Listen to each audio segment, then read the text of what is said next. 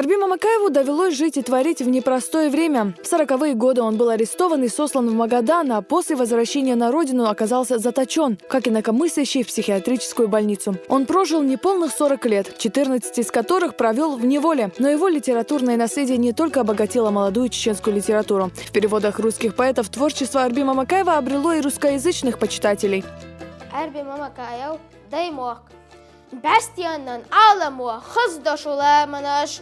Гюриен салону тықдашула манаш.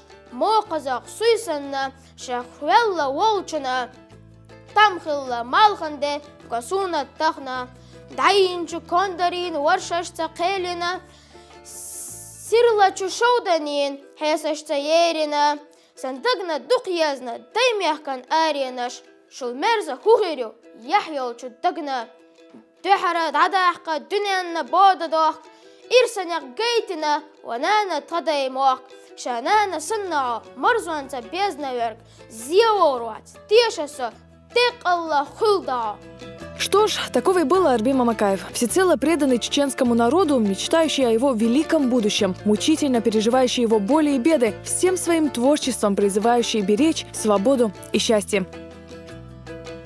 Ногчи литература Yok kubetik dalotçik Arbi Mамакаева лирики поэзию. Ezil isbay şoz ağu şoz ay itolçu şerşkatse xanatına bilgalaqnag iza lirikiyer. Poezi lirikayu. Arbi Mамакаевина ezil isbay berit tolçara şolx dikabrah terkistir slaq nevrah. Xalq хихар хочын şamsudi düzla. Цу духу ши колоралляха язина очеркаш, дицаш, повесть, пьесаш, хал в ом театре хитош утин пьес. Угар кёртнега до из ваймах кавез нацаш Арби Мамакаев. Дознал арах веюш войз.